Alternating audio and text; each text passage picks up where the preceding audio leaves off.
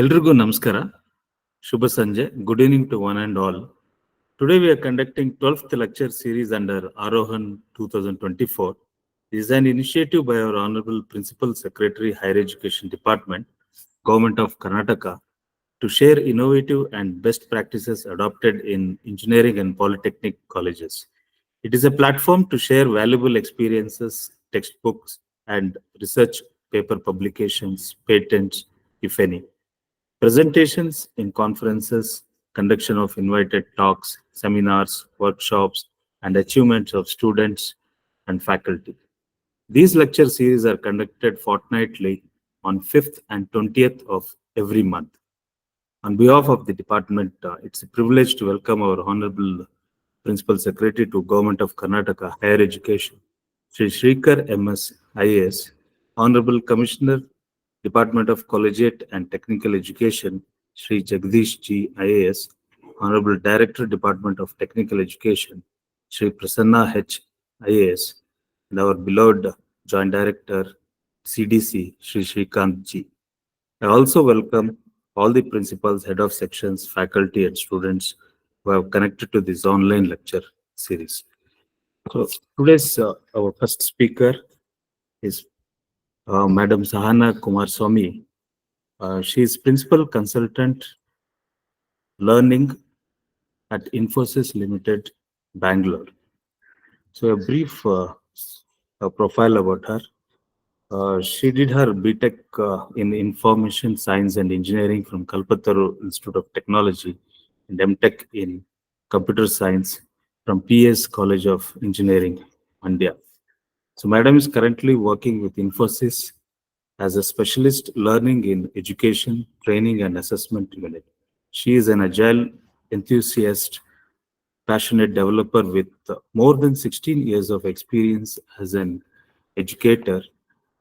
In her years at Infosys, she has contributed to fresh hires, enablement on IT foundation skills, agile and DevOps, enablement to global audience and outreach program called Campus Connect that helps in sustainable development of faculty and students from engineering, polytechnic, and other conventional degree students across India. Currently, she leads this industry academia initiative for South regions in India. She has successfully organized and delivered various faculty enablement programs and technical webinar sessions on niche areas and many other interactive events to enhance and connect with academic partnering institutions. Her areas of expertise are programming, agile, and DevOps. So, Madam will be speaking on Infosys Springboard. Already, DT has connected with the Infosys Springboard, and more than 1.5 lakh users are there, students and faculty on this Infosys Springboard. Over to you, Madam.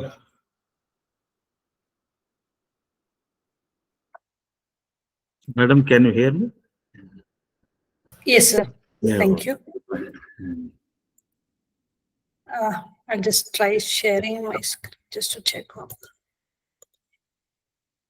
So, can you quickly confirm whether my screen sharing is visible, sir, so that I proceed with my session? Okay. Yeah.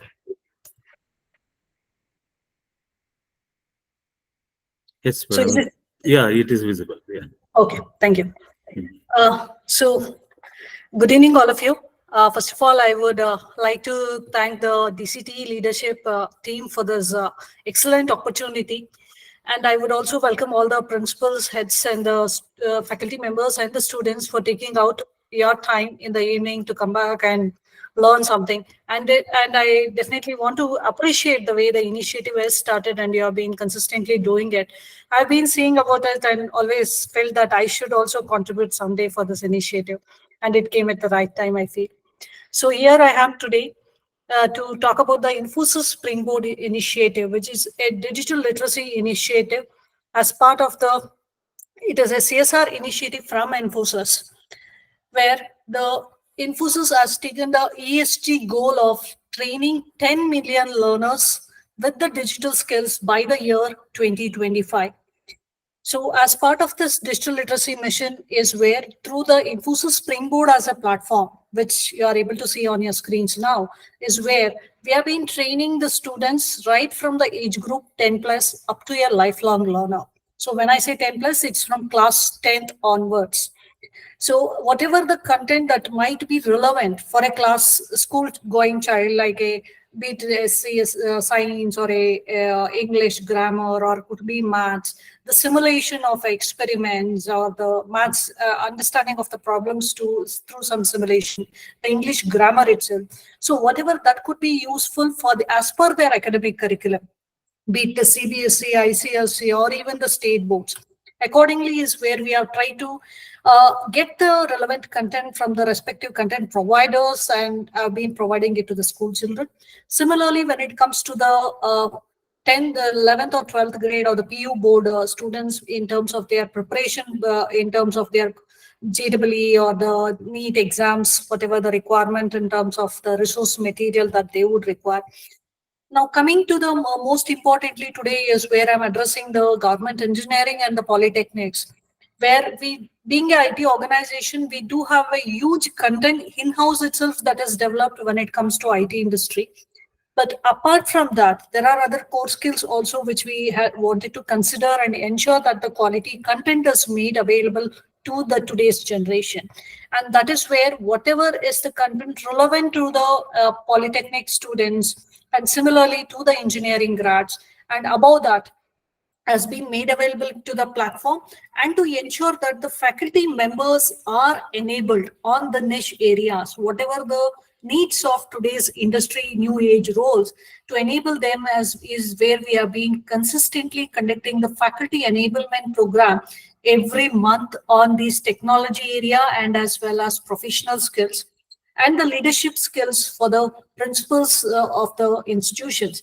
These are few of the offerings that we have in place for the students, faculty members, and the institution leadership team that we have been able to consistently contribute. Now, coming to the platform, with the considering the time we have, I would just give you a gist of what kind of courses are there, and I kept the platform open just to, with the interest of time. So if you look at, we do have some 16,000 plus courses which are available, and which we continue to replenish every year. And this is normally the time of the year where we replenish the courses. By the time you look at it, the next month or so, you may have some more added to this. So wherever we see, be it, I mean, of course, IT and things is where we had, there were requests for the non-IT background students, or this mechanical or the, so we have also trying to look at where all we can get the content for those relevant students have been, and we have been trying to include those contents as well. So we do have these contents provided by various content providers. The students can shortlist based on the level, whether any learner for that matter. When I mean learner, it could be faculty member or a student. It could be a beginner level course or an intermediate or an advanced level, based on what is their level or at which they are starting their learning part as well. And they can also shortlist if they are, let's say, interested of a content from a particular content provider, is where they can shortlist and go through the courses. This is about the kind of content available as well as what levels. Okay. Now the next thing, obviously, as a learner, the question would be, okay, I do learn through the platform. What is in it for me? What do I get out of doing these courses on the platform? Are these anywhere recognized? Will this help me build my career path? Would be the question, right? So this is where, after completion of every course, every learner is eligible to get a course completion certificate. Okay. Above that, one is you can show that you have the course, you have completed or gone through the course.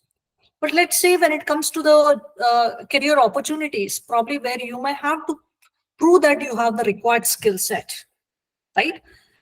What is that you can showcase? So this is where we do have these professional certifications or new age role, whatever the job role requires, today's job role, to be an Angular associate developer, or to be a some front-end developer. So whatever the skill set that is required is where we have curated the learning paths.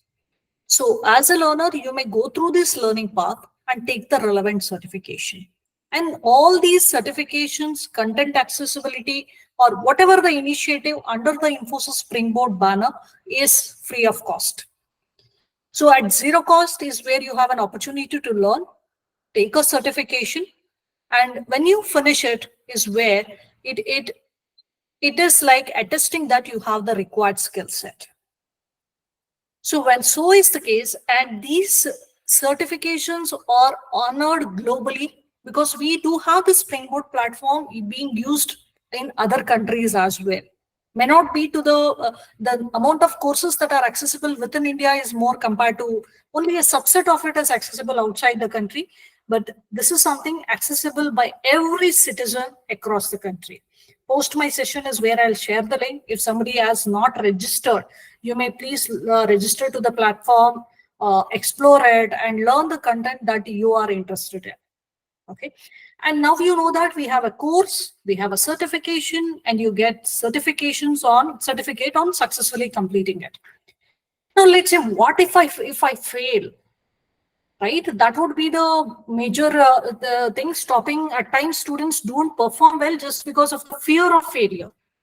Here, to ensure that you continue to learn is where, let's say if you fail today while taking your video proctored certification, you have an opportunity to come back after 15 days and take it once again.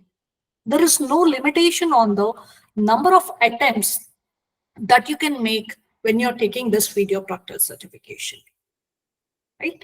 Okay, so having said that, now definitely you would be excited to at least know what kind of certification we get and how, what if, will people honor, or what is that which shows that you have taken the certification, right? I mean, when you as soon as you complete, you will be able to get your certificate within next 24 to 48 hours. You will be able to download your certificate, where you don't have to depend on your institution or Infosys to give you a certificate. It automatically be made available in the respective course. For example, this is my certificate which I'm displaying over here, which is for completing this course. All these have a QR code, okay, which can be verified to check whether you have actually completed the course from this platform. Okay, so this is where, even if nobody can say that it is a photocopied one or anything, because it is verifiable certificate, verifiable credentials that are there as part of course completion as well as video proctor. Now, having said that, definitely you should see, right, what kind of content, because will it be of interest to you, or is it relevant to your curriculum, right? Does it take care of hands-on aspects, right? So let's say I'm opening a course on Python. Okay. Now, when it comes to this content, content of this course, if you look at, we start from the very basics of intro to Python, which talks about any, even the school-going children do take this course and have taken a lot of certifications with respect to Python. It starts from the very basics of why Python to then the programming aspects. Okay, it starts with some real-time scenario. How in the real-time scenario this programming is being used? Why is it required? What are the problem-solving techniques? How do we approach a problem? Okay, this is how it starts with. It starts with the very basics of variables, data types, then move on with the rest of it. Now, how is this content organized? Okay, at times, okay, I've given the content, I've given some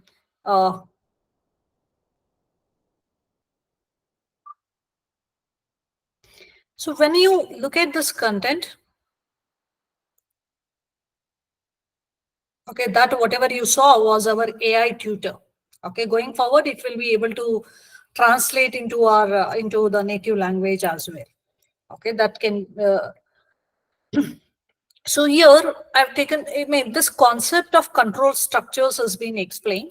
Okay, like how your faculty member explains a topic, tells about what is the concept all about with an example, the pseudocode and an example also. Okay, it has been explained. Then says about what is the best practices, whether how do you, why should you use a particular coding structure, all this. Okay, now let's say we are okay, we have understood with the examples given, but even though the examples are given, I want to know it a little more better, or I'm a person who would be able to take it forward only if, let's say, I'm able to execute and see. Okay, this is where to address that, the tryout section, where we do have the code written for you, wherein you will, all you have to do is just execute this code. Okay, execute this code to check how it works. Okay, let me say I run the code and see the output.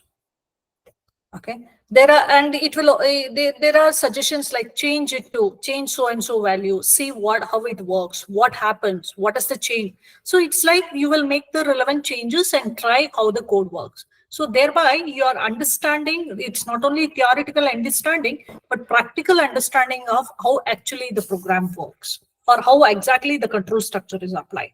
This is something taken care through the tryout. The next level of your learning, similarly, for all the control structures examples are there. The next level could be through a exercise. There would be a simple exercise wherein you might be expected to code few lines. You might be expected to write few lines. That is to give you a confidence that you are able to write that code. Okay. Then the topic ends with a quiz. Here, you again, all these are practice-based questions. There are no theoretical questions. We had, okay, I'm just randomly clicking on some option on how it works just to show you. Okay, so here you will try to answer, provided you have understood the concept, how it works, and practically tried those examples, you will be able to do these.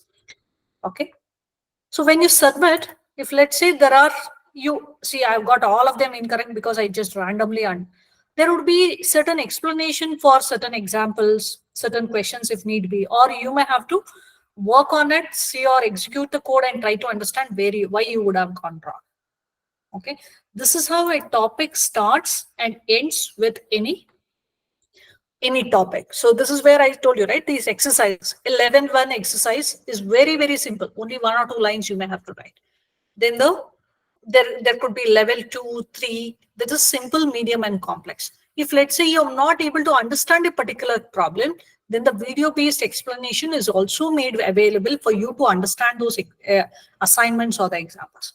Okay, these are exercises are a simple way, partial codes. Okay, to actually make you understand the real-time picture of how a code works and things,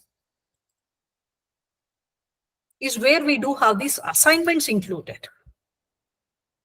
Again, as I say, assignments are also level 1, 2, and the 3.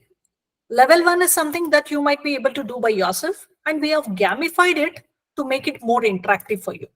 Okay, for you to try out on the pseudocode, you can just drag and drop these magnets, okay, and run the pseudocode. Normally, pseudocode when written doesn't, you will not be able to, you don't have that option to execute a pseudocode, right? But we have made it available so that you appreciate how the concept actually works. That creates interest in you. Okay, so here also level 1, 2, and 3 assignments. Probably 1 and 2 you may be able to do it on your own. 3 is where we always recommend you do it along with your friends. Peer learning is what we always recommend, be it our freshers training or other whatever the other advanced level trainings we do. Always peer level is something which is more effective to solve the problem and give you that confidence. Okay, so this is how you can, I mean, as students is where you can learn to use it. And as faculty members, I would recommend you to include these assignments rather than giving some written assignments during the as part of their college or your internal assessment or continuous assessment and things. You can definitely choose few problems, if not all, few problems, and ask the students to go through them. Okay, so I just showed you what is the structure of each of the concept. That is how each of the concept is designed from Now let me go to the end of it to show you the assessment. Every course will have an assessment. Okay, every course will have an assessment. So these are assessment questions, which is not a proctored one. Okay, but definitely students will not be able to browse through any of the other pages while they are answering these questions. They will have to stay in the assessment. Again, all these questions are practice based. Okay, practice based. So to test whether they have actually executed a piece of code with relevant to the topic and are done. So here we give more preference as part of the platform to run and execute the code. So this platform provides coding arena, which means that it will support 60 plus programming languages. At least 60 programming languages without even you installing any of the extra software and things is where you will be able to run the code. Okay. So there are a lot of these hands-on to support you to do the hands-on learning. Now, quickly, let me get into what is more relevant when it comes to a polytechnic student and being as part of your curriculum. So as per our MOU with the DCT Karnataka, we had designed a microsite, a site which is hosted on the platform itself, but it is purely designed as per your C20 curriculum. Okay, so we have the leadership team of Infosys and the DCT team which is involved in this. And as per your diploma curriculum, that was the C20 curriculum, is where we have mapped the courses that you can learn from the platform. Semester 1, this is for the computer science which I'm showing.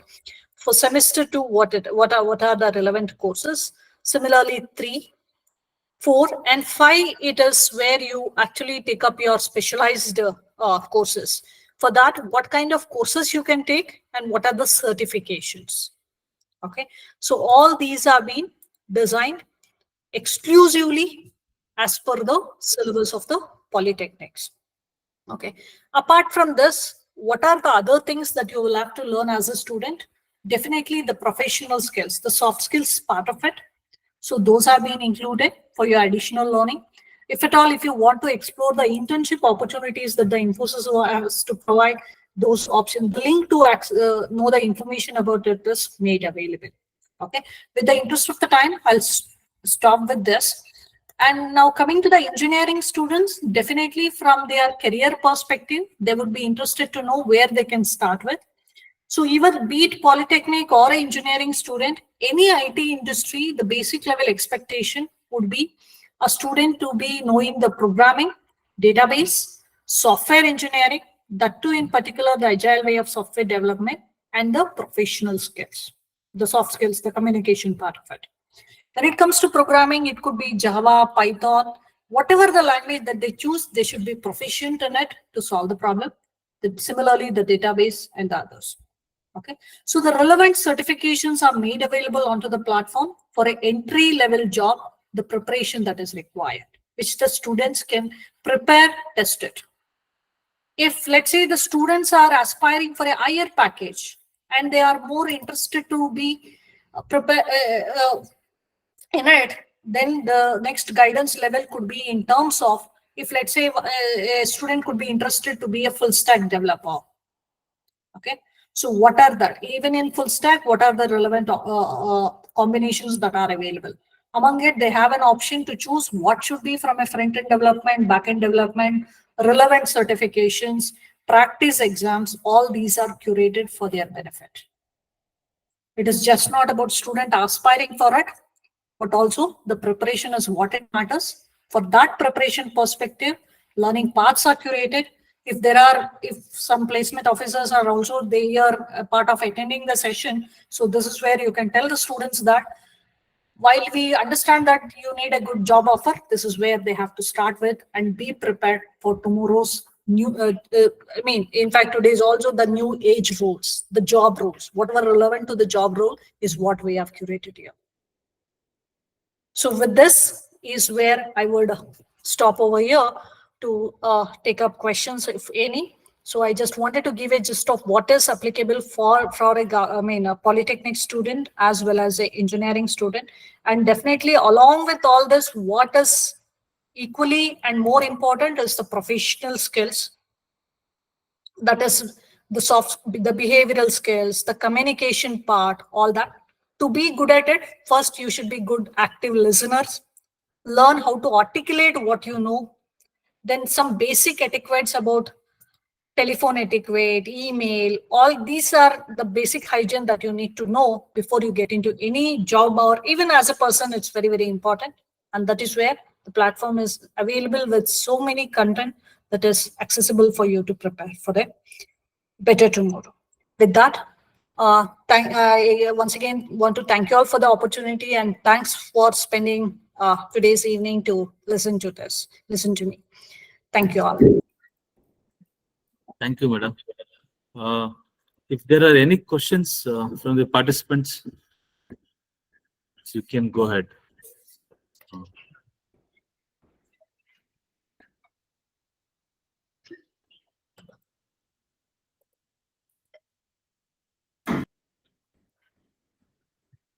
Dr.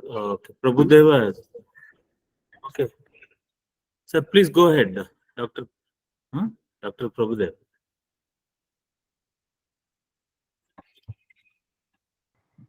Good evening to all. Namaste.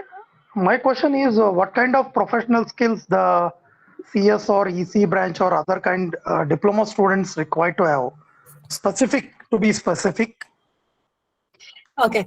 So first, sir, be it a diploma or whatever it is, as a citizen, at least as a human being, the first things, person should be a good listener. So that's where I started off telling that it should be good. The person should be an active listener.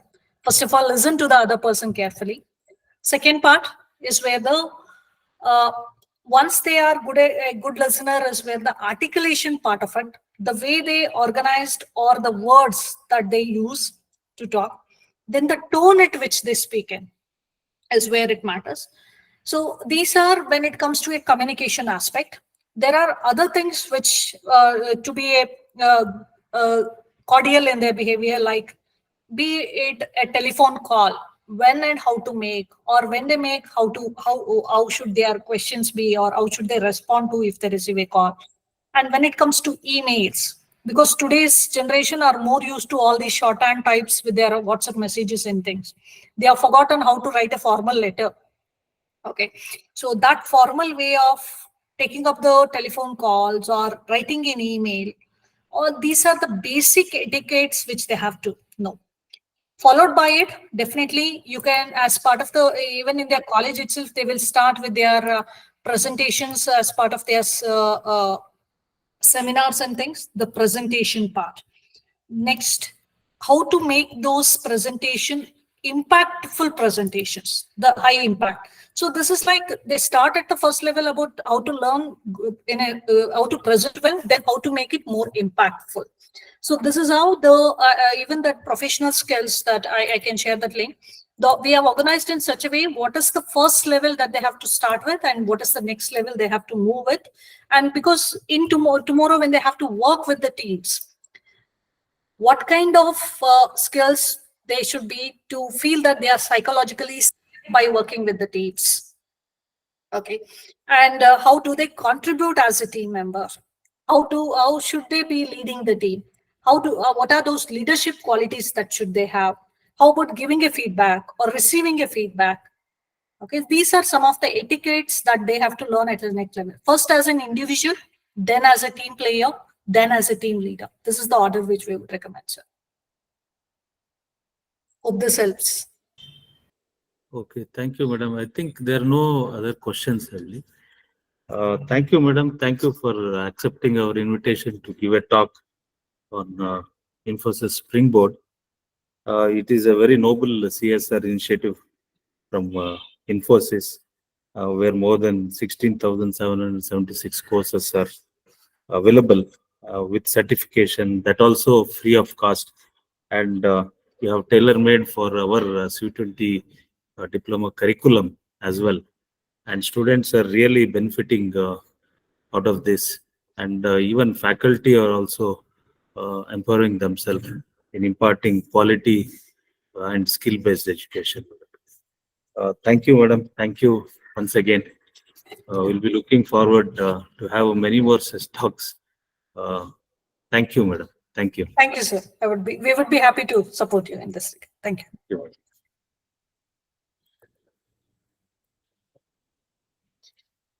So our today's next speaker is Dr. Suresh Kumar KS, educationist and faculty trainer, Bengaluru. So he will be speaking on initiatives in teaching learning process with emphasis on student-centered learning. This is a part 2 talk wherein in lecture series 9, he had talked on the same topic. So he'll be continuing further. So giving a brief overview of Dr. Suresh Kumar KS. He's a freelance educationist, faculty trainer, creative and dynamic professional with more than 36 years of teaching and field experience. Areas of interest are sustainability development, pedagogy, rural and community development, participatory rural and student appraisal, and engineering and technology. He was with our Department of Technical Education for more than 36 years. Over to you, sir. Yeah. Yes.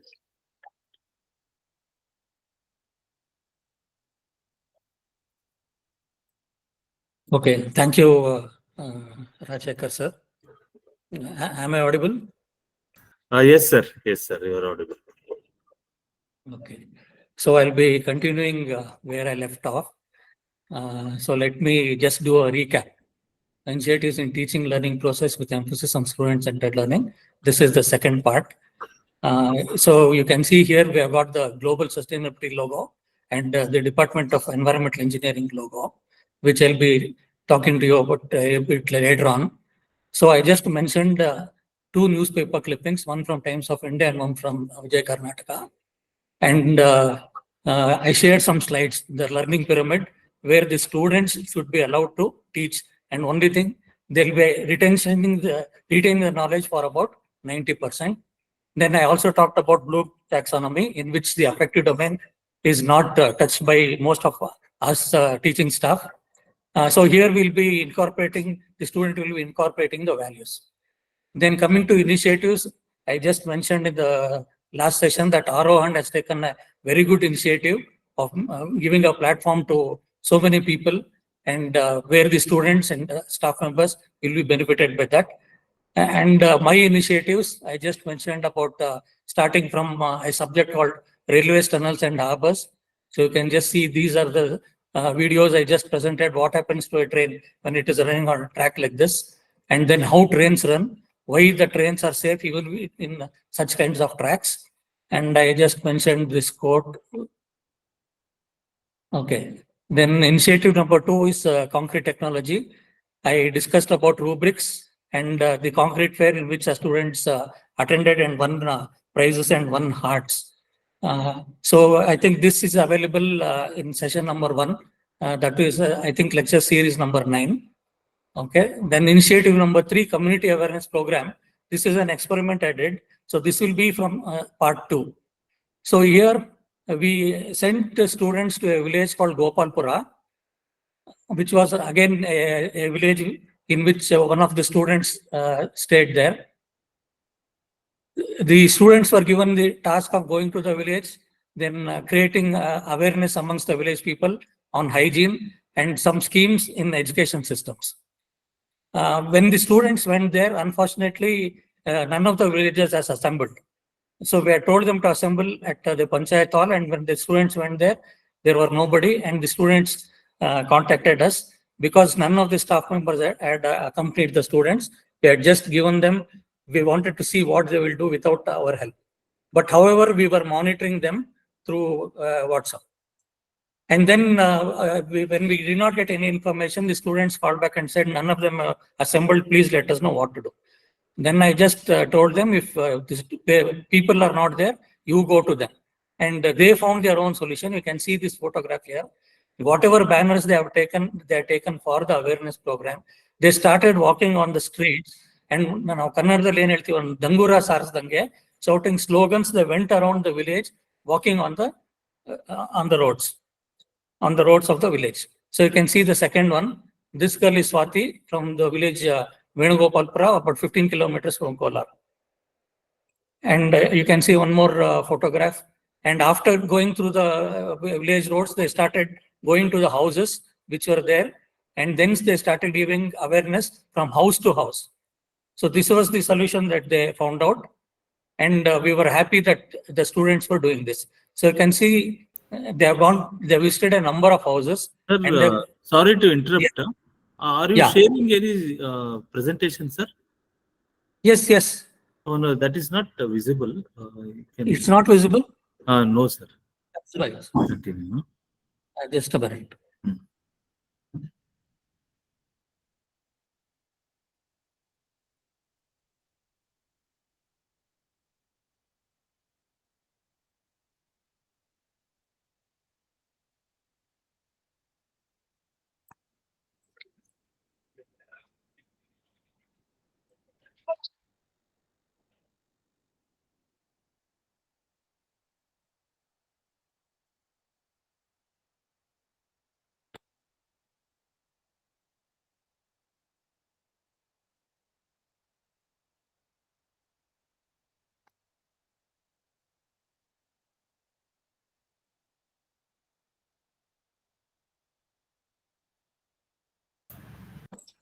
Is it visible now? Yes, sir. Continue, sir.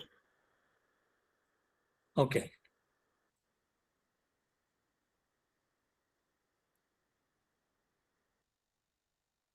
So I was just mentioning that the students have gone house to house and have done the house to house survey.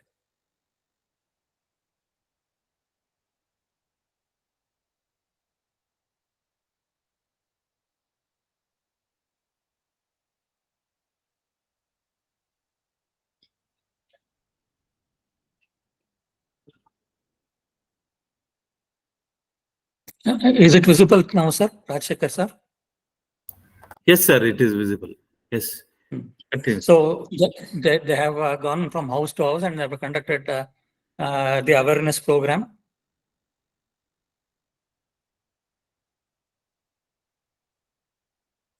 And you can see here by around 2 p.m. after the lunch session, the villagers came to know that the students are here for doing something to create awareness, and then they assembled at the village panchayat hall at around 2 p.m. So the students were able to disseminate the information, whatever was given to them. And one more task was given. You can see here, the village also has a RO plant. And you can see as part of health awareness program, they closed the open drains also. And they gave awareness about what happens if the drains are open and the chances of getting malaria, mosquitoes, etc. And then the other task was to collect water samples from the village and do a water analysis and submit a report to the village panchayat. The village also had a water tank, overhead water tank, and they were collected samples from there also. And finally, the students came back with the data, and the data was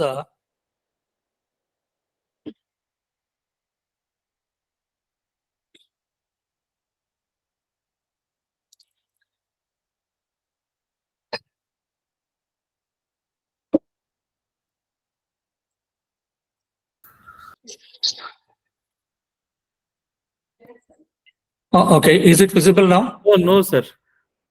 No, it's not visible. No.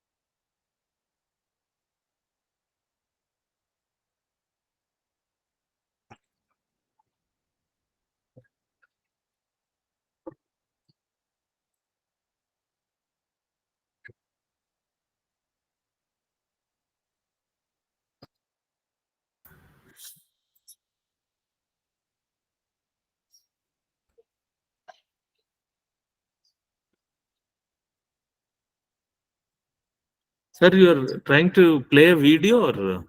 No. Actually, it's a slide only. Okay, slide. Okay.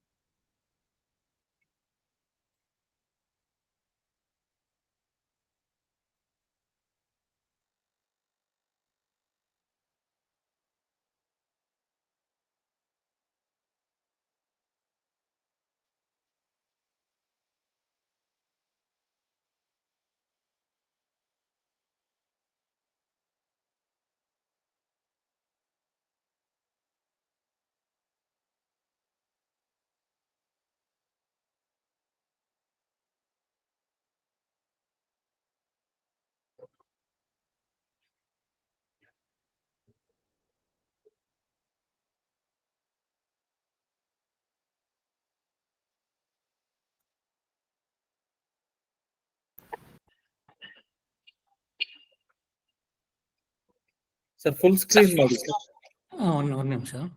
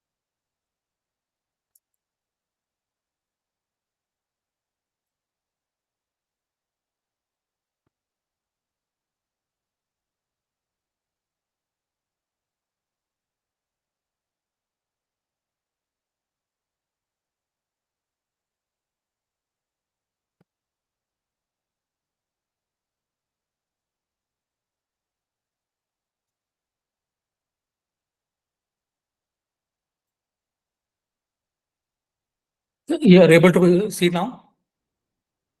Yes, sir. Slide is visible. No, initiative number 4.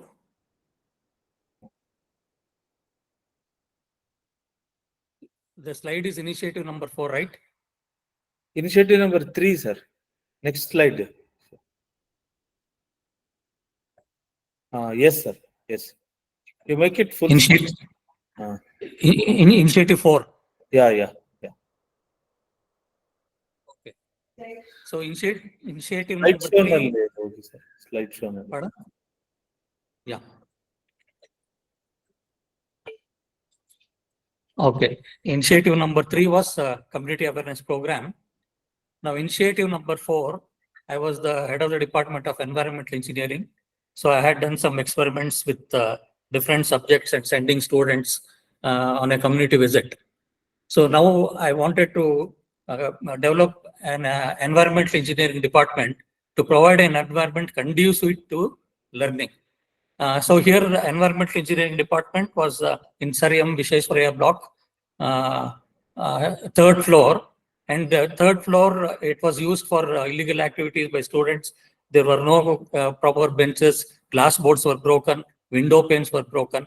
So we decided to develop this 3rd floor into environmental engineering department. So what we did was, initially we had the departmental meetings. Every fortnight we used to have a meeting. And so you can see here, every fortnight, every alternative Saturday afternoon, we used to have this meeting. So here, the students of 1st year, 2nd year, and 3rd year, all of them, we used to meet here and discuss how we are going to develop the environmental engineering department as a whole. So you can see here, I'm having this a brochure of Green Hills Conference. So whenever opportunities were there for the students to participate in any of the seminars, conferences, etc., we used to make a selection. So you can see our staff member also is here. So I'm just briefing the students about this. So we made a selection. We selected about 5 to 6 students, and then the students were sent for the conferences. This is again, in each and every session, the students were making the presentation. This student is making a presentation of World Environment Day 2017. And what she's showing here is the drawing competition in which Mr. Swaroop from Civil Engineering General won the prize. And the judges were from Computer Science Department. not from either civil or environmental engineering department. So you can see here again, the staff and students grossly engrossed in the departmental meeting. So you can see we invited even staff members who are handling subjects for environmental engineering. Mr. D.V. Srinivasmurthy was the principal then, and Mr. Purushottam, mechatronics HOD, joined this meeting, and they used to give their inputs also. And for the environment engineering department, we decided to have a departmental logo. So we had a competition with the students, and we told them whoever is going to do the design of the department logo, his logo will be painted in the entrance of the environmental engineering department. But only thing is you will have to explain what is the design. We got something around 10 entries. There was a prize money also. This entry won the department logo prize by one Mr. Chetan. So according to him, it was, this is, you can see here, this is the wheel of progress, and it is the wheel of progress of SJP. Department of Environmental Engineering is a part of SJP, and coming to the center, because they're environmental engineering students, you can see the representation of a tree, and this is the environment department. And then we had only 3 staff members, and all the 3 were lady staff members. Young staff members joined in the year 2012. So according to him, the trunk is the head of the department, that is me. These 3 branches are the staff members, and the leaves and the fruits are the students. And after they are the products. And once they complete their studies, they are going to leave the organization. So this is the explanation he has given.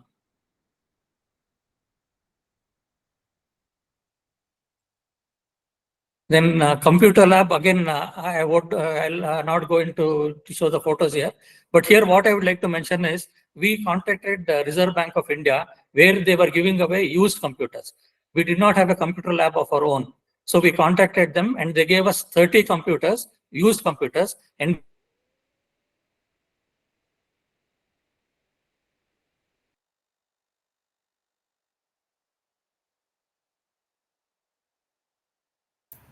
then this is the Green Skill Conference. This is a national conference, national seminar, which was conducted by Kaushalya Karnataka and Center for Sustainable Development. So here again, the students were sent to that national seminar. These are the students who participated in the seminar. This is the staff member whom we had sent. And you can see here, this is Kaushalya Karnataka National Green Skill Conference 2017.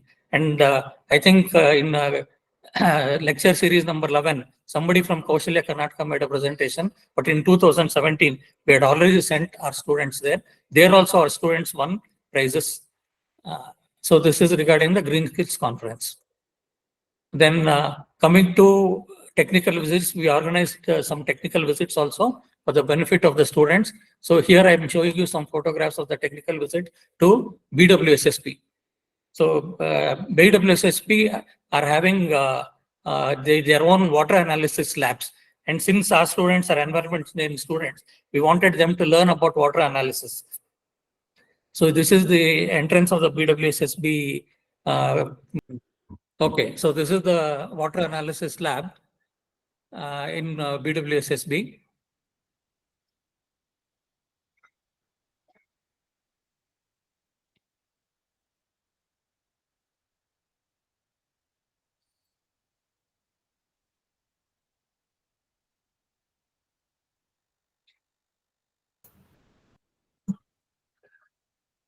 Sir ಹೋಯ್ತು ಮತ್ತೆ.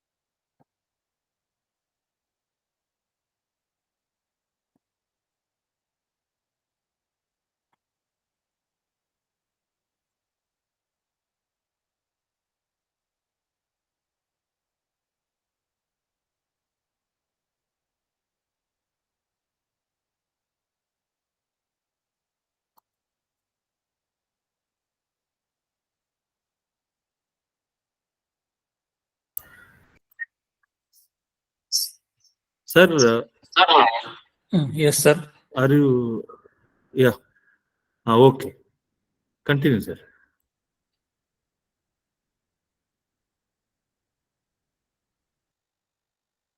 Is it visible now, sir? It's sir. Another 5 minutes. Can you complete, sir? No, is it visible? Yeah, yeah. No? It is visible. Yeah. Continue. Okay. So actually, this is the vision and mission we had for the development of the environmental engineering department. So the vision says to step into an environment of pleasantness and positivity. So here uh, the students, we ask them to visualize when you come back after 5 years, how should your department be? So the moment you step into the department, you should step into an environment of pleasantity and positivity. And the mission was to start pollution monitoring lab, to establish seminar hall and sustainability lab, to develop environmental engineering department as a whole. So the transformation.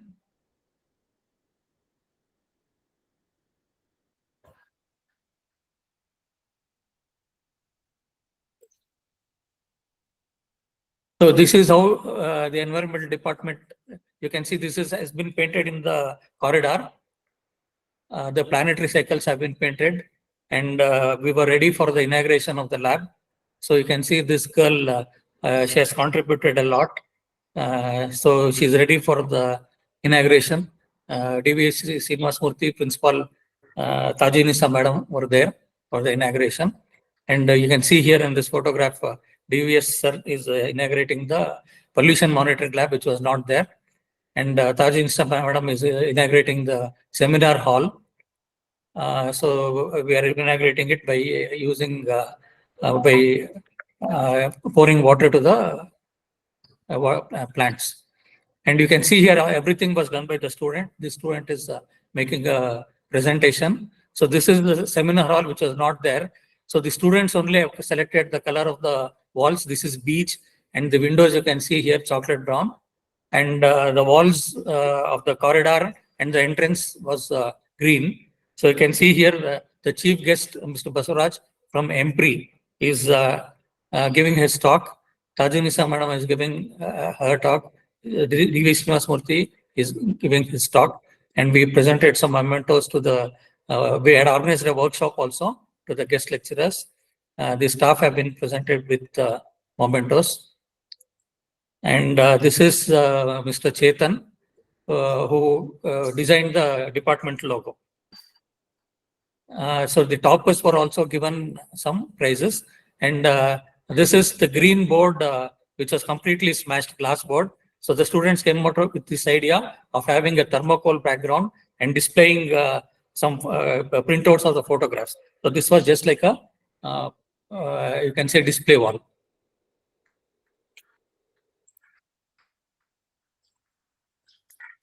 So the reward.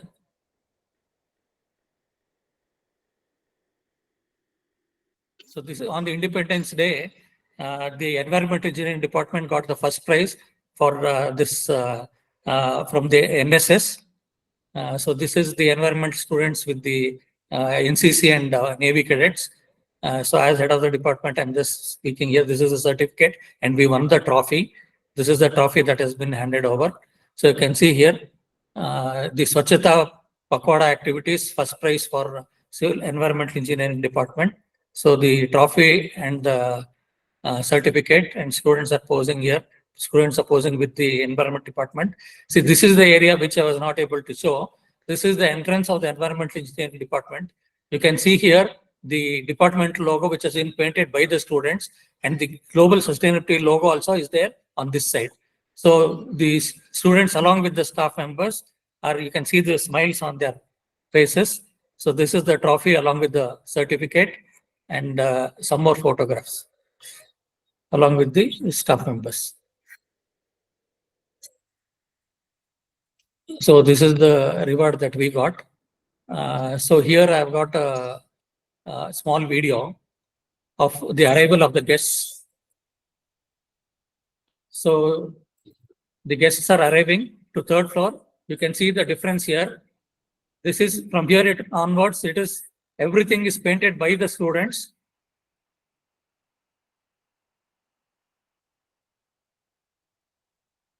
So V. Shivkumar from NATTR is here. Professor Basuraj.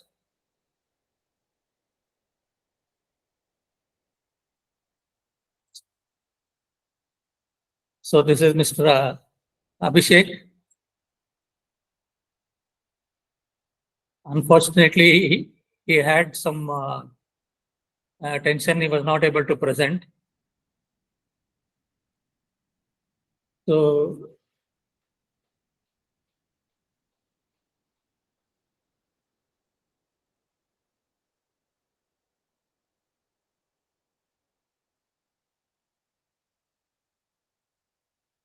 he is explaining the global sustainability logo.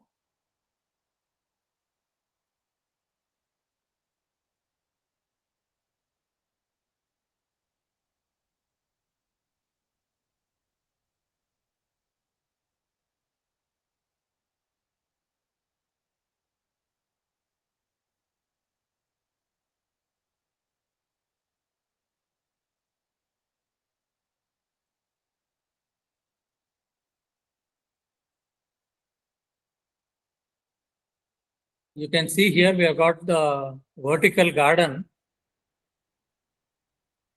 This is the departmental logo.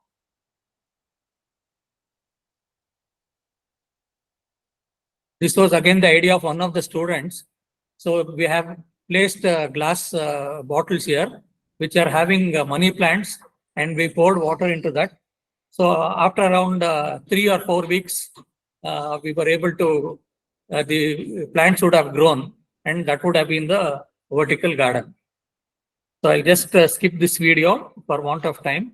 So, but what I can tell you is everything was done by the students, including the photographs and the videos were held by them. I'll just go to the second video. This is the walkthrough.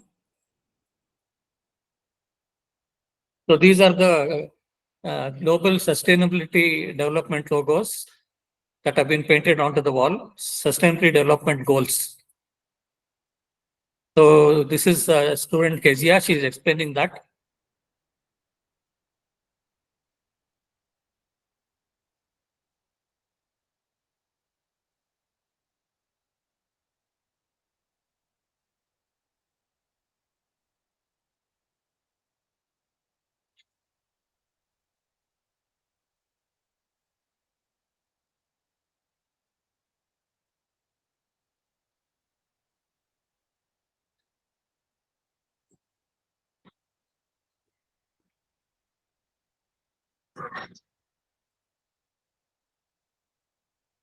So I'll skip this. These are the sustainability development goals that have been painted on the walls of the environmental engineering department. So there are other initiatives also. Because I belong to the civil engineering department, I would like to mention about Ministry of Road, Tunnels and Highways.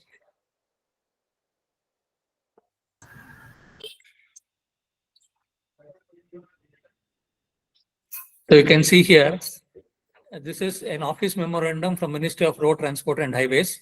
This subject is internship of BTech, MTech civil engineering student. Unfortunately, this is not there for diploma students.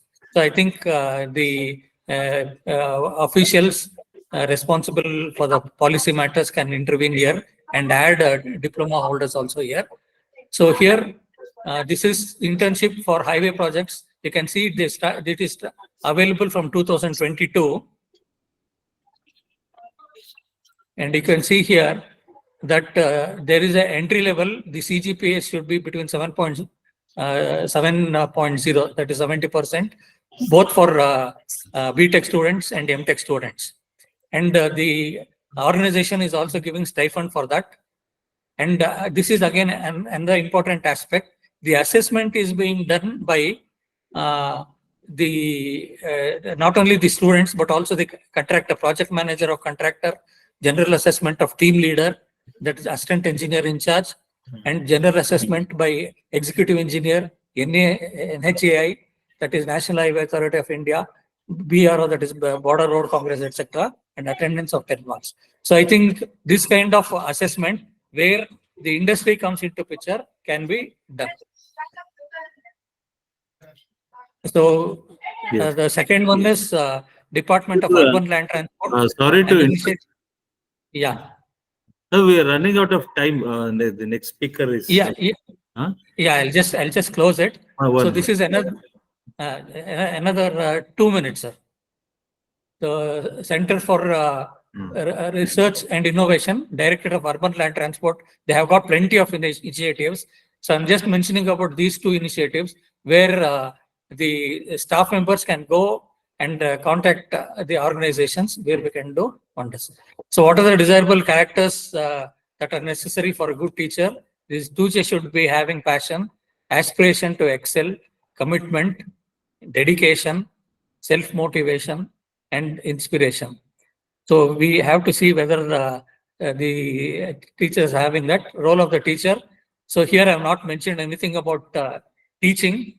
What is important is monitoring and implementation is very much important here. The role of a student. So whether it is any discipline, the student has to do the survey of the products, then field industry, industrial visits, data collection, data preparation, documentation, presentation, and the creation of societal awareness and submission of suggestions or recommendations to the authorities. So this is not happening. Whatever data is collected, we are not submitting it to the authorities. Once it is done, we can have a data acquisition. Okay. So what are the takeaways from this? I'm sorry for the presentation was not okay. But anyway, faculties are the cogs in the wheel of progress. And we have to provide an environment conducive to learning also, not just handle classes. And vision and mission are very important. We have to dare to dream, visualize what we want. And if we think we can, we certainly can do wonders, as you can see in the Department of Environmental Engineering. And where there is a will, there is a way. And certainly we'll come across a number of hurdles, but when the going gets tough, the tough have to get going. These are the acknowledgements I want to give. Late Professor G.S. Good, retired principal, WPT Bangalore, Dr. M.S. Amarnath, my guide guru and mentor, for identifying the potential in me. The people behind AROHAN for taking this initiative, Professor Shiv Kumar and Dr. Guru Prasad Ugar, and all the principals that I worked under. Special mention of Tajunisa Madam, Ragini Madam, and D.V. Srinivasmurthy sir, my staff, my colleagues, and most of all my students. Thank you, everybody. Thank you, Mr. Rajsekhar. Thank you, sir, for your talk and initiatives in teaching learning process with emphasis on student-centered learning. This was the part 2 talk. The earlier talk was in lecture series 9. So it's a continuation of that. So thank you, sir, for giving a very wonderful talk wherein you had mentioned about the students' involvement in setting up of your environmental lab, where creation of logos and even selection of wall paintings, everything. So thank you, sir. If anybody has any question, they can quickly, one question can be taken. So nobody, yes, there are no questions. Okay, sir. Okay. Thank you for the opportunity given to me. Yes. I'm sorry I was not able to highlight it the way I wanted. Anyway, the last slides will be the solution, you can say, answers to the questions if they have at a later stage. Thank you, sir. Okay, sir. Thank you, sir. Thank you for it. Thank you. So today's next speaker is Mr. Satyan Vesh, our lecturer in Electronics and Communication Engineering from Government Polytechnic for Women, Kolai Narsipura. So he will be speaking on automating student feedback and analysis using Google Forms and Google Script. So a brief profile of Mr. Satyan Vesh. He is currently serving as lecturer at Government Polytechnic for Women in Kolai Narsipura, and he has completed his graduation from University BDT College of Engineering, Davangere, with a second rank. and he has worked as a programmer analyst at Mindtree Limited for 2 years, focused on research and development in video management solutions. In 2012, he joined the Department of Technical Education, and initially he worked at the Government Polytechnic, Harpanhalli. And during his service of 11 years, he held various roles as lecturer, head of the department, and contributed as student welfare officer, IST coordinator, IT coordinator, AICT coordinator, website coordinator, and successfully organized interpolytechnic competitions. He was also a convener for state level IST student convention held at um, Government Polytechnic, Harpanhalli. In 2021, he earned a master's degree in electronics from BMS College of Engineering, graduating with a gold medal from BMSC. And he's worked as a lead for telemetry tracking and command teams of the prestigious BMS College of Engineering Upagraha project, and is currently pursuing his doctoral studies. Over to you, Mr. Satyanvesh, sir. Thank you, sir. Am I audible? Sure, sir. Yes, sir. Please. Good evening, all. Today, my session is about automating the student feedback, which we take into forms. One is mid-sem feedback and another one is end-sem feedback during a semester. So as we all know, feedback from the students is part of internal quality assurance in higher education departments. So IQAC cell will collect the student feedbacks and will do the feedback analysis. Once feedback analysis is done, based on the performance, corrective measures or... Sir, sorry to interrupt. Are you, showing in presentation? No, sir. No, sir. I will open. Okay. Fine. Continue. Thank you. The feedback analysis is, once feedback analysis is done, there will be corrective measures or the rewards based on the performance. Since taking the feedback from the students in a manual form is a tedious process, once we have all the feedback for a particular course from the students, it is an even tedious process to perform the feedback analysis. So from past 3 to 4 years, we are using Google Form and Google Script method, which is a free one.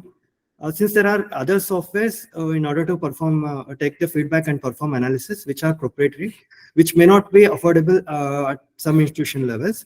So we thought of using Google Form to collect or to record the responses from the students, and using Google Sheets and Google Script to perform the feedback analysis with respect to each course.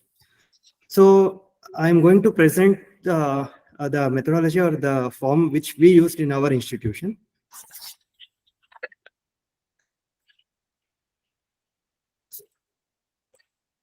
So is my screen visible? Yes, sir. If you show it full screen. Yeah. Is it visible now, sir? Yeah, it is visible. Thank you. So I have this Google Drive in which we have feedback form. So this is the feedback form which we have created, which have some questions and the details of the students. This one which we have created for academic year 23-24 for the program Electronics and Communication, where we have listed all the semesters, followed by the course names which are to be captured, then the course code, then the names of the faculties, followed by questionnaire, the feedback questionnaire, followed by name of the student and register number.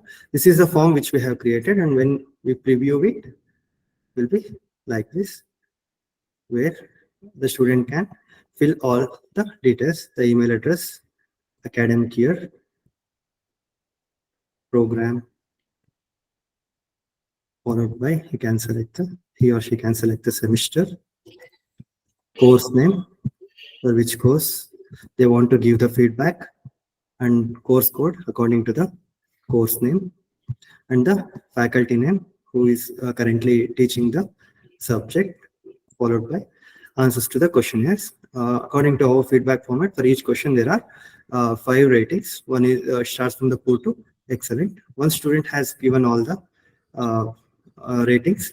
We can move to the bottom and enter the name followed by register number. Once he click on the submit, the response will be recorded. The lot of colleges has already using this method in which they are capturing the feedback data. Once feedback data is captured, we all know we can view the responses here in the responses tab.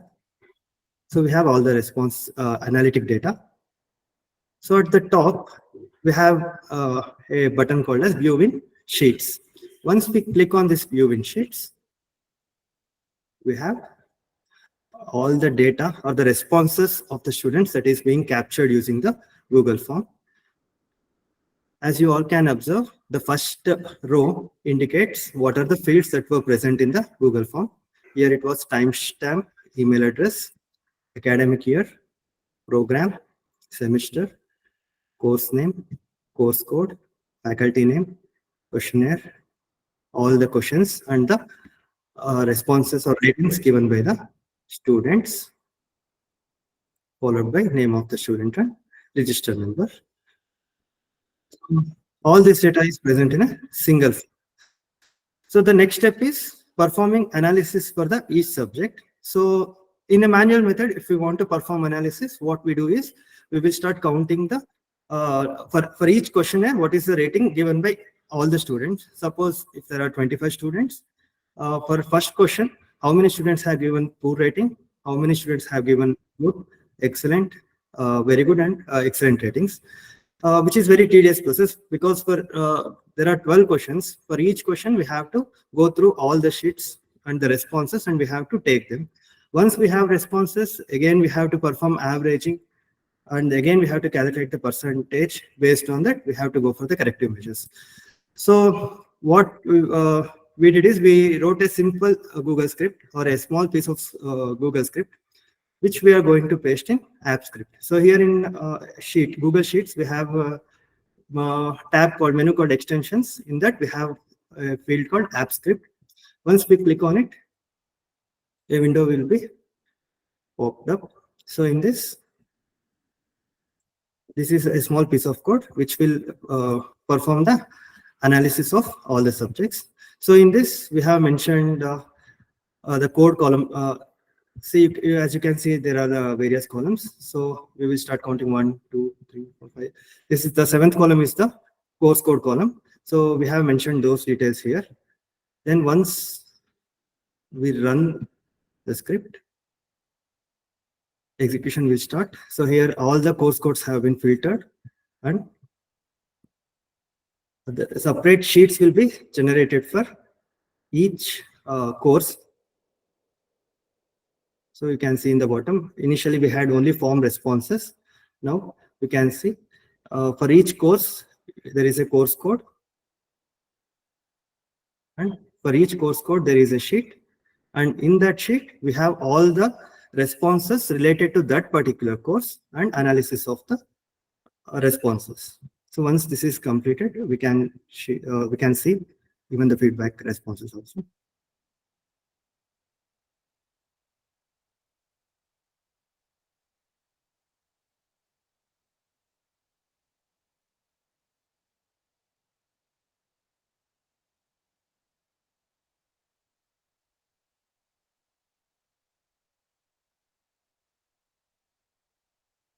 So these are the responses of course code 20 EC53I.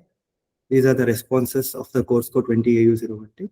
Similarly, within an ENC branch, this feedback analysis is for odd semester. So for first sem, third sem, fifth sem, everything is recorded in a single Google form and separate sheets for each course code is being generated.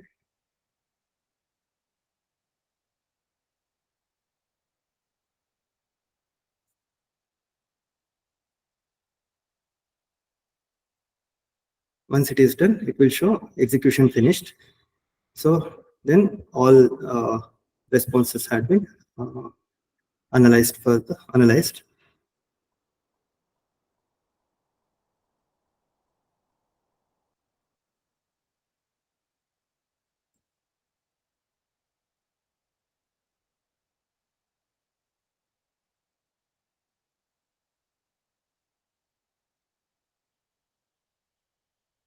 execution completed. Now we can see in Google Sheets itself, we have each sheet for a course code. Within a course code, suppose consider I have chosen the course code 20EC01P. In that, I have all the responses related to that particular course code. You can see here the course code is 20EC01P.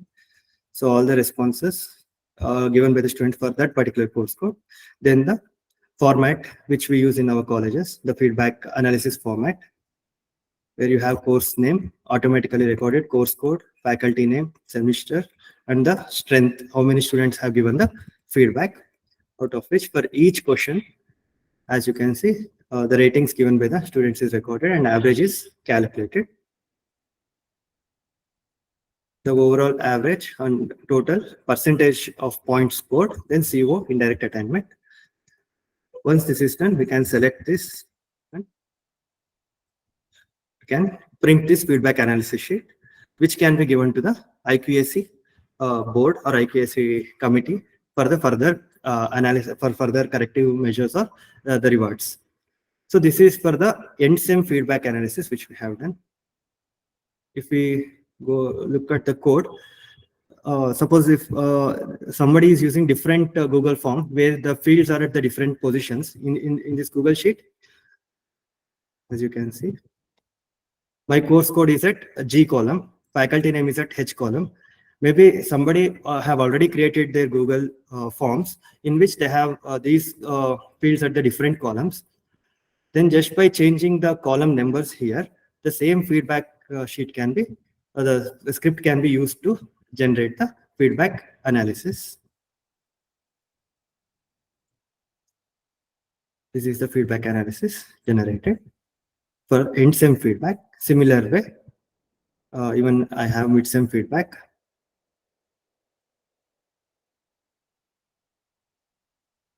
So this is the mid sem feedback form which we have created for EC branch.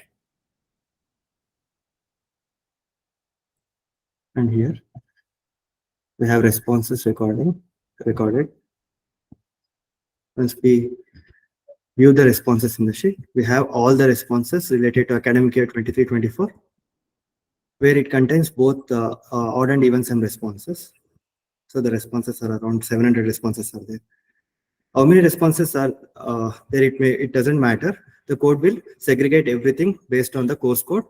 Then analysis is performed for each course code. Suppose if students have submitted, few students have submitted within the date, we have already generated the feedback analysis for them. After the later date, even few students submitted their responses and requested us to include them also. Just we have to rerun the script so that all the sheets will be updated with the latest feedback analysis.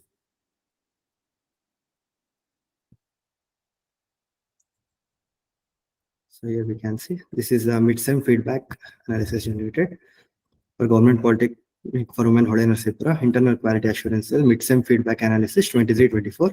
This is for the course name Automation and Robotics, course code 20EC53A, faculty name Satyan Vishar, semester, and the strength. So these are the questionnaires. Even if you want to change the questionnaire, if questionnaire is changed in the Google form itself, the same will be reflected in the Google sheet and the same will be reflected in the columns also. With a little modifications, the same code can be used by any other persons also. So this is about a simple method of automating Google Forms and Google Forms for feedback analysis using Google Script.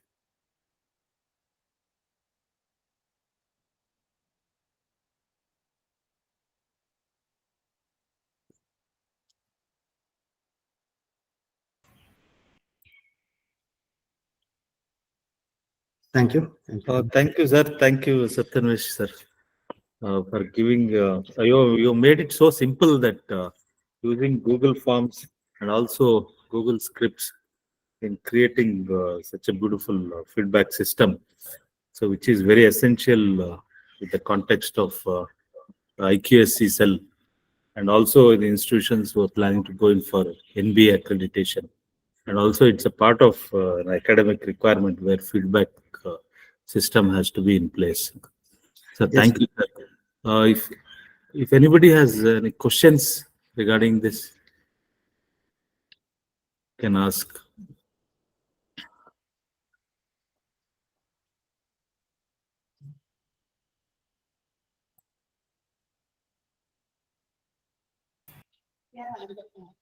Okay.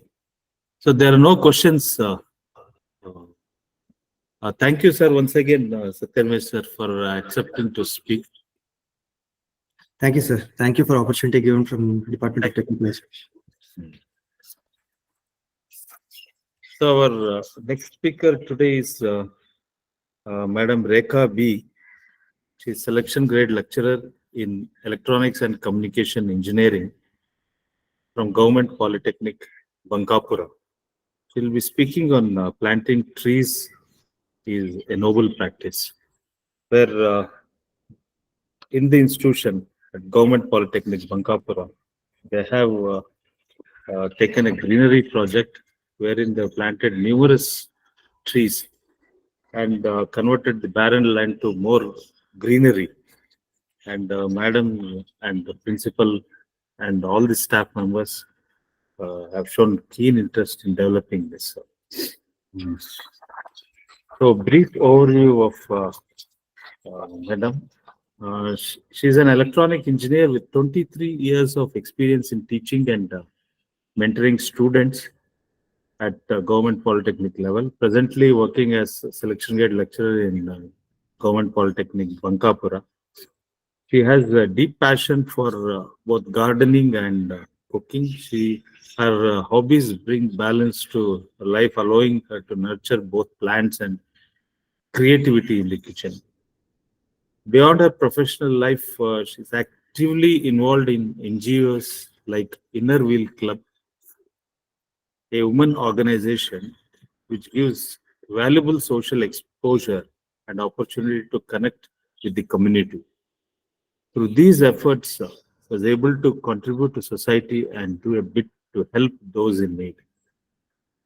It is an incredibly fulfilling to give back and make a positive impact in the life of others. Madam will be speaking on her project, what she undertook at Government Polytechnic, Bankapura. Over to you, madam. Thank you, sir. Okay. So I'm going to share. Good evening, everyone. Shubha Sanjay Ellarigu. First of all, I would like to thank Rajsekhar sir for giving me an opportunity to deliver my this AROHAN series. Let's begin my session. I'm going to share my PPT. Before starting, I would like to start with my quote on environment. So everyone knows Namma Parisara, Namma Desha, Namma Moolabhuta Kartavya.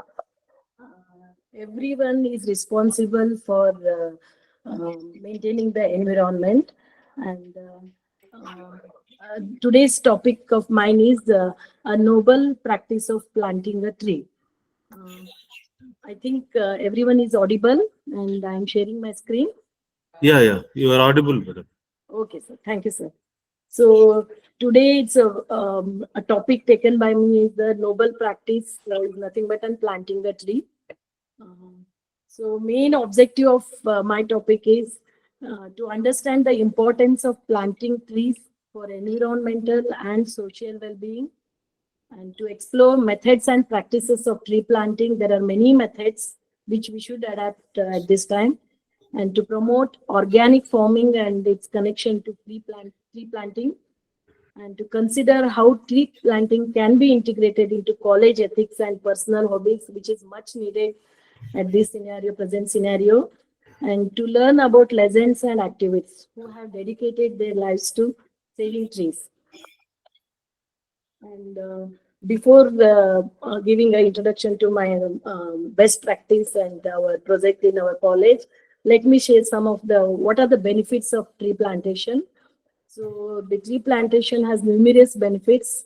Some of them are environmental benefits. So all of you know, right from school level, we study about the importance of tree, their benefits and everything. Still, some people are contributing their valuable to protect the environment and all, but many others are still they are neglected. So let me know the benefits of tree plantation. So everyone knows environmental benefits like trees absorb carbon dioxide, they reduce the greenhouse gas emission and mitigating the climate change. They also filter air pollution and provide oxygen. So one mature plant provides oxygen for the four family members. And even now everyone we use an AC everywhere. Even we sit in a car, we go for an AC. Even in a house, we go for an AC. A single plant, like a mature 4 plants, can provide a AC for a whole day. So these are the many benefits of planting a tree. Then other than environmental benefits, we have an economic benefits. Like tree plantation creates job opportunities in forestry, agriculture, and related industries. It provides valuable timber and other resources which are especially they are cause for economic benefits. Then social benefits. Tree enhance the aesthetic beauty of landscapes, provide shade and shelter, and improve the quality of life for communities. And biodiversity benefits like tree plantation supports wide range of plant and animal life, creating habitats and increasing biodiversity. So we all have observed nowadays that even small birds all are not there. They are because of the deforestation and all. So the biodiversity benefits are there with the tree plantation. So what are the advantages? Why we should go for the tree plantation is quality of air. As we all know, tree absorbs pollutants and produce oxygen. So we all know that during the pandemic COVID, how important the oxygen is for us. Oxygen importance we came to know in COVID pandemic. Then climate regulation, the tree plantation reduce the greenhouse effect by absorbing carbon dioxide. Even the trees play a key role in rainfall and groundwater replenishment. Then tree roots bind soil and prevent erosion, maintaining soil fertility. And lastly, tree provide home to countless species, ensuring biodiversity, which is very important for the good environment. So what are the methods of planting trees? This is very important. We speak about planting trees, a good habit. We should plant a tree. We should do this and that. But what are the different methods we can cultivate for planting trees? So the first and easiest method is direct planting. All of you know that. Direct planting is nothing but digging holes and planting the saplings.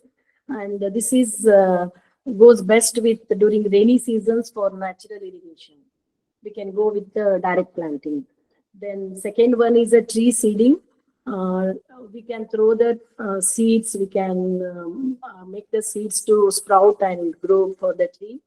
Or we can scattering seeds in area to promote natural tree growth, we can do it.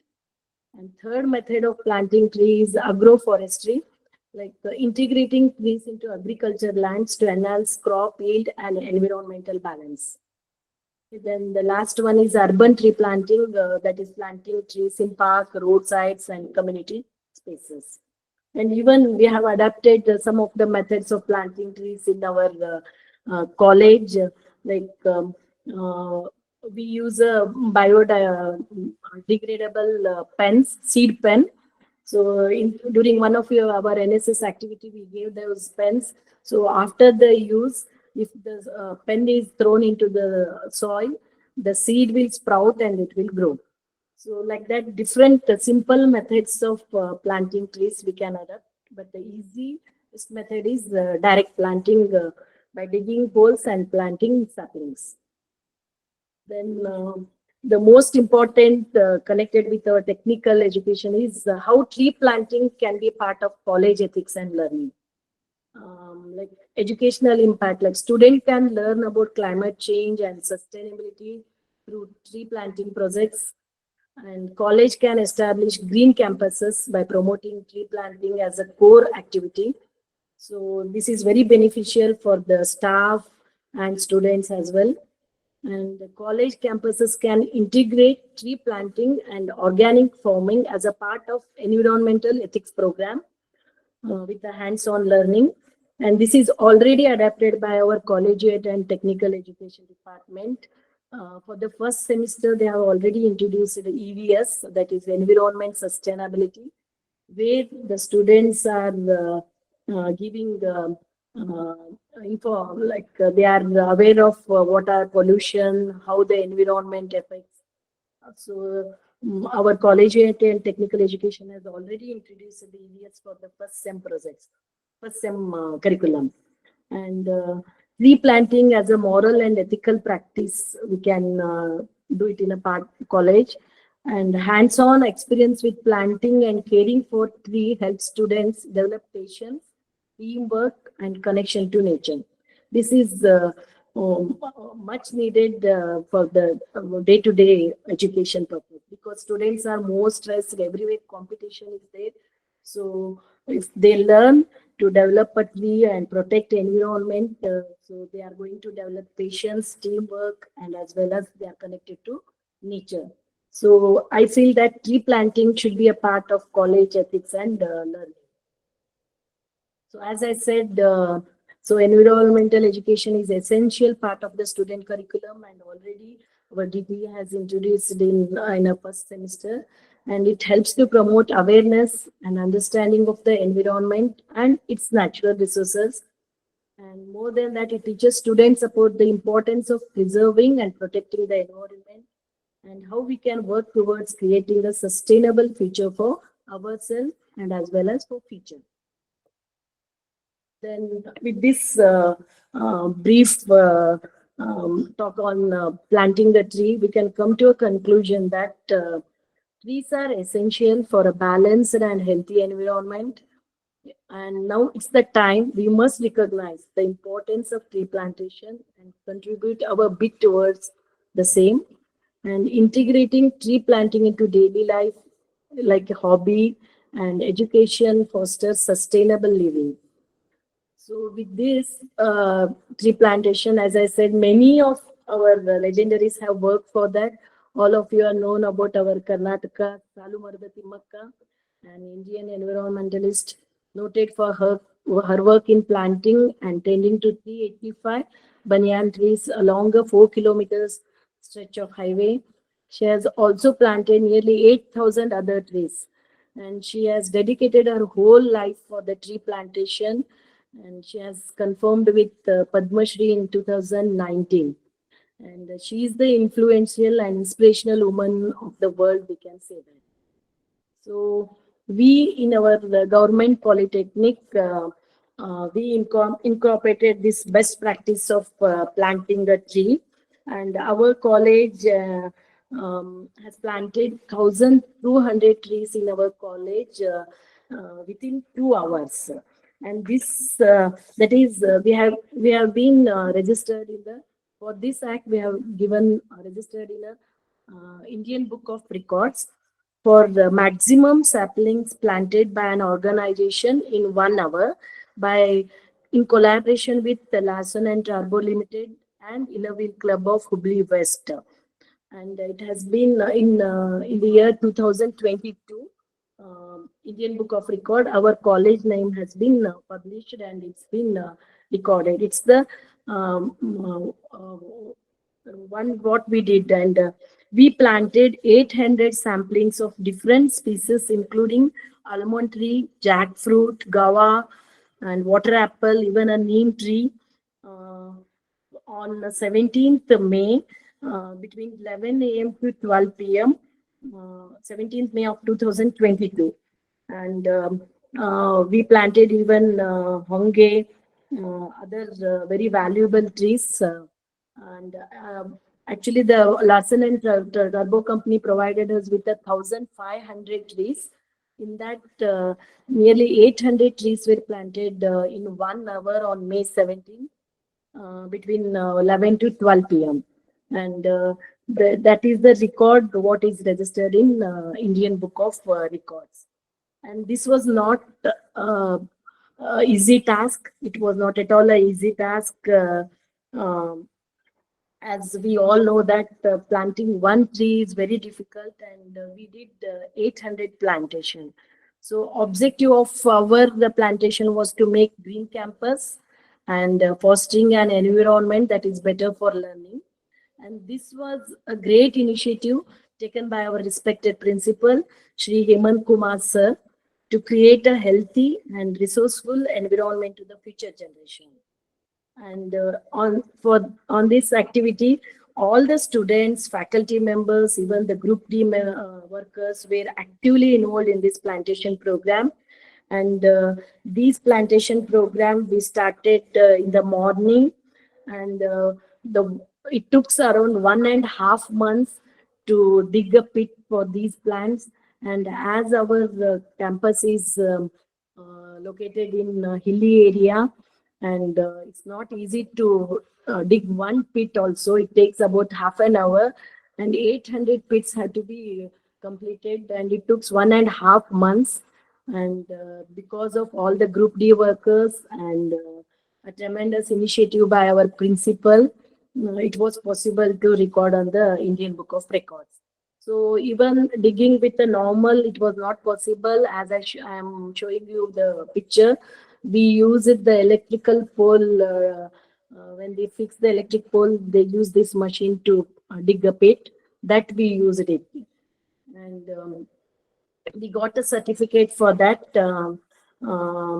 This is the certificate what we received from the Indian Book of Records about this. Excuse me.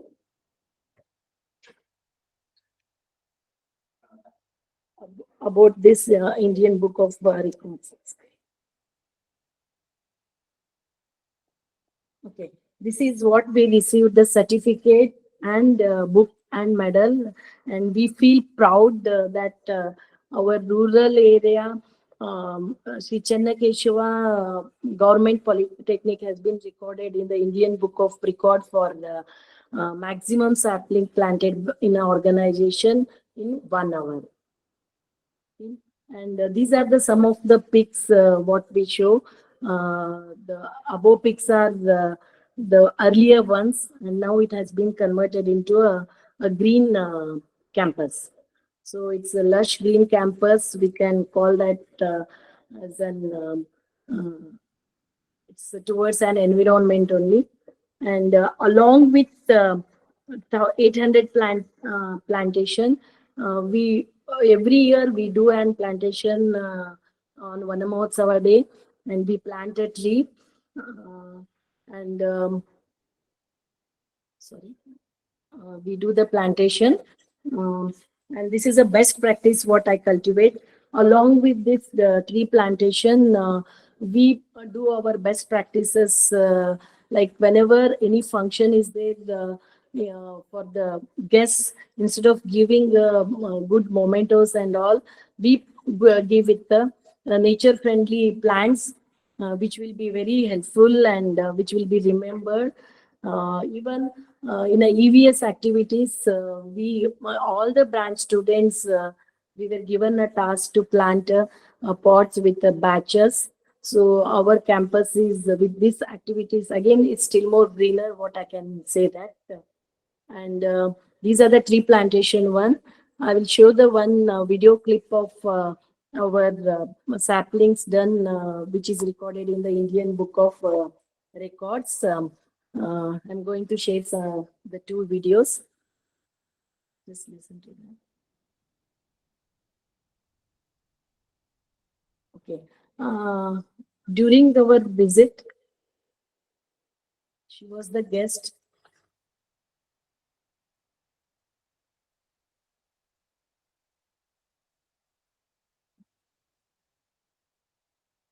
Is it audible?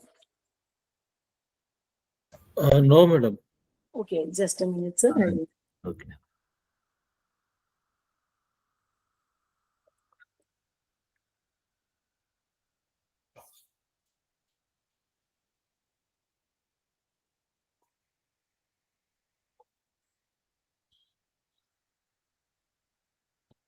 Okay, actually, she's an environmentalist.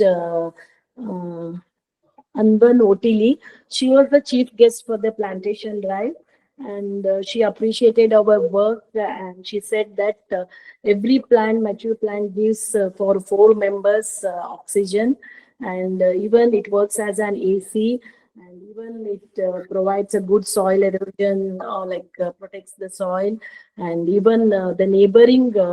Around our college, the neighboring villages will be benefited from that. I'm going to show the video clipping of our campus, the greenery campus. Okay.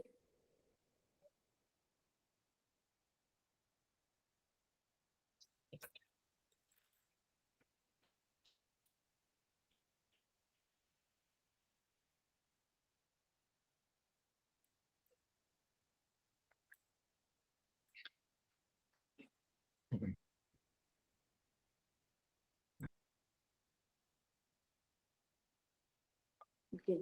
This is about our college green campus. With this, I conclude that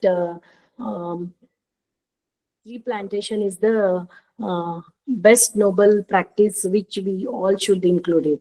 And lastly, I would like to say something about Inner Wheel Club. As you all know, the planting the tree and maintaining it is not easy. We need help from an organization. I'm connected with an Inner Wheel Club. I worked as a joint secretary in 2022 and vice president during 23. And Inner Wheel is an international women's organization to create friendship, service, and understanding. And it has clubs in over 100 countries with over 1 lakh members. And it is a NGO, and they help especially the girl children's, and they promote the social awareness and help the social causes. So I'm proud that I'm connected with Inner Wheel Club, and with the help of Inner Wheel Club, we are able to do many projects in our college. This is one of the best practices in our college, that we have done a project worth rupees 1 lakh. So they have provided a solar power of 3.5 kilowatt. So the 2 labs are equipped with solar power now. And this is one of the project from the Inner Wheel Club Hubli. And this is all about my presentation. So at the end, I would like to say that the tree plantation is the best noble practice. And with the quote, I'm going to end it. Plant a tree today for a better tomorrow. Thank you, sir. Surely, madam. Plant a tree for a better tomorrow. Yes. Definitely what you have shown here, the pictures, before and after the photographs, that really truly shows the effort behind your institution. All the credit goes to the principal, faculty, and yourself for coordinating to make it more greener campus. And also, you were able to bring in CSR funding also through L&T, and your Inner Wheel Club also has played a role in making this thing happen. And more importantly, even the students, they inculcate that kind of uh, uh, building a greener campus. If the participants have any questions, they can ask.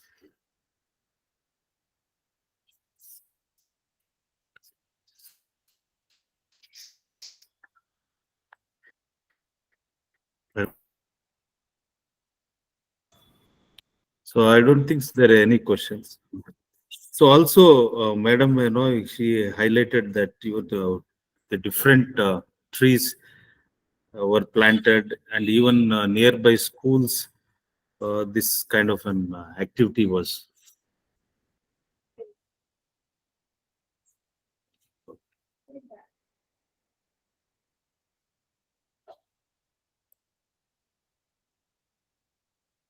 Sir, I had a question to madam. Yes, madam, please. Yes, madam. Uh, So I wanted to firstly appreciate the initiative that you have taken, ma'am. So while I do that, just for the benefit of the other professors also to be inspired, because when it is a government job and things is where a lot of them think that, okay, today I may plant, it may take a lot of, I mean, it's not that the today's plant will grow up to a tree tomorrow. It will take time. Definitely that patience, maintenance, everything is required. And also the job part, if it is transferable and things, or other things also that they look into. So what was your motivation and how did you go about that, ma'am? Actually, main motivation is our principal. Like first, even gardening and planting a tree is my passion. Actually, I always do the plantation. Even as I said, whenever the function is there, whenever the any function, like even family function is there, college function there, we give a plant so that at least one plant will make a environment more beautiful. And when the L&T people they contacted us, so even first bit hesitated like how to do that. But our principal is the main motivation. He said we will do it. But we, as he said, it's not easy. Like maintaining is very, very difficult. Even planting water and everything is very difficult to do it. So as a teacher, if I don't teach, who will was my only teaching is not my strategy. Like even the environment, because of my passion, I went with this project. Great to know, ma'am. All the very best, and also definitely look forward to follow this path at least in every bit with that is possible from our end also. Thank you. Thank you. Thank you, sir. Thank you for giving me an opportunity. Thank you. Thank you. Thank you, madam. Thank you, madam. Thanks for that wonderful talk and all that about making the campus more greener.